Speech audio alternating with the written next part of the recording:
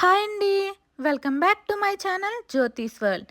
ఈరోజు సింపుల్గా ఇంట్లోనే పిల్లలకి బర్త్డేస్కి కానీ ఎప్పుడైనా కేక్ తినాలి అనిపించినప్పుడు ఇలా ఇంట్లోనే విప్పింగ్ క్రీమ్ తెచ్చుకుని సింపుల్గా కేక్ తయారు చేసుకోండి. చాలా టేస్టీగా ఉంటుంది. మీరే చూడండి, ఫస్ట్ టైం ట్రై చేసిన చాలా బాగా వచ్చింది. ఈ ఎగ్లెస్ వెన్నెలా కేక్ని ఎలా తయారు చేసుకోవాలో చూసేద్దామా. ముందుగా స్పాంజ్ కేక్ని తయారు చేసుకోవడానికి 1 కప్పు మైదా పిండి, 1/2 కప్పు పెరుగు, 1/2 cup sunflower oil, 1 cup sugar powder, 1/2 cup పాలు, 1/2 teaspoon baking soda, 1/2 teaspoon baking powder. ముందుగా ఒక గిన్నెని తీసుకుని 1/2 కప్పు పెరుగు, 1/2 కప్పు ఆయిల్, 1 కప్పు షుగర్ వేసుకుని 1/2 కప్పు పాలను వేసుకుని బీట్ చేసుకోవాలి. మీ దగ్గర బీటర్ లేనట్టయితే విస్కర్ తో బాగా విస్క్ చేసుకోండి. ఎంత బాగా బీట్ చేసుకుంటే అంత ఫ్లఫీగా వస్తుంది కేక్. అయితే 5 నుంచి 10 నిమిషాలు ఇలా బాగా బీట్ చేసుకున్న తర్వాత 1 కప్పు మైదా పిండి, 1/2 teaspoon baking soda, 1/2 teaspoon baking powder, 1/2 teaspoon vanilla essence వేసుకుని బాగా బీట్ చేసుకోండి. నేను ఈ మైదా పిండిని ముందే జల్లించి పక్కన పెట్టుకున్నానండి. మీరు జల్లించకపోతే ఒకసారి జల్లించుకున్న తర్వాత వేసుకోండి. ఇలా లంప్స్ ఏమీ లేకుండా అచ్చులతో కలుపుకుంటూ బీట్ చేసుకోండి. ఎంత ఎక్కువసేపు బీట్ చేస్తే అంత బాగా వస్తుందండి. ఇలా లంప్స్ ఏమీ లేకుండా బాగా బీట్ చేసుకుని చూడండి, ఇలా రిబ్బన్ కన్సిస్టెన్సీ రావాలి. మీకు ఇలా రాకపోతే 1 టీ స్పూన్ పాలను వేసుకుని కలుపుకోండి.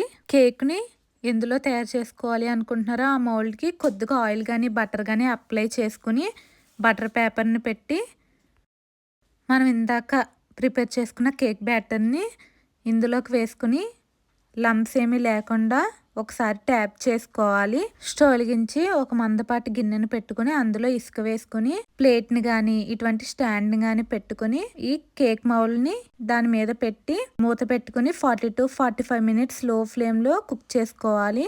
నాకైతే 40 మినిట్స్కి కేక్ బాగా కుక్ అయిపోయింది. చూడండి, నేను టూత్పిక్ని గుచ్చి తీస్తే అసలు ఏది అంటుకోలేదు. ఇలా అయితే కుక్ అయిపోయినట్టే. దీన్ని బయట పెట్టుకుని చల్లారబెట్టుకోండి. ఈలోపు షుగర్ సిరప్ని ప్రిపేర్ చేసుకుందాం. స్టవ్ వెలిగించి ఒక గిన్నెను పెట్టుకుని 1/2 కప్పు పంచదారని వేసుకుని 1/2 కప్పు వాటర్ని వేసుకోవాలి.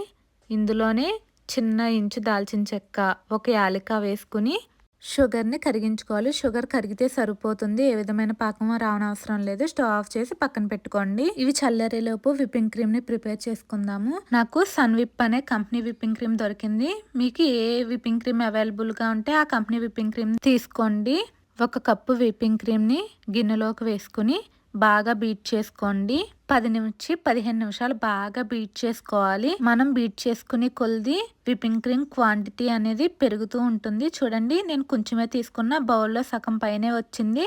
ఈ విప్పింగ్ క్రీమ్ తయారైందని ఎలా తెలుస్తుందంటే బౌల్ని బోర్లించినా సరే విప్పింగ్ క్రీమ్ అనేది కింద పడకుండా ఉంటే విప్పింగ్ క్రీమ్ తయారైపోయినట్టే. నేను ఇందులో కొంత భాగాన్ని తీసుకుని అయితే పింక్ కలర్ వేసుకుని మరొకసారి బీట్ చేసుకుంటున్నాను. నాకు విప్పింగ్ క్రీమ్ రెడీ అయిపోయింది. చూడండి, ఇప్పుడు కేక్ ఐసింగ్ చేద్దాము. మనం ఇందాక కుక్ చేసుకున్న కేక్ ని తీసుకుని దాని మీద ఉన్న బటర్ పేపర్ ని రిమూవ్ చేసుకుని ఒక ప్లేట్లో పెట్టుకుని, నేను చిన్న కేక్ని తయారు చేశాను అందుకని నేను 2 లేయర్స్గా కట్ చేసుకుంటున్నాను. మీ సైజుని బట్టి మీరు లేయర్స్ అనేవి కట్ చేసుకోండి. థ్రెడ్ని ఇలా పెట్టుకుని చూడండి, వీడియోలో చూపిస్తున్న విధంగా లాగితే మీకు 2 లేయర్స్గా కట్ అయిపోతాయి. కానీ నాకు సమానంగా కట్ అవ్వలేదు. అందువల్ల నేను చాక్తో కట్ చేసుకుని యాడ్ చేసుకున్నాను.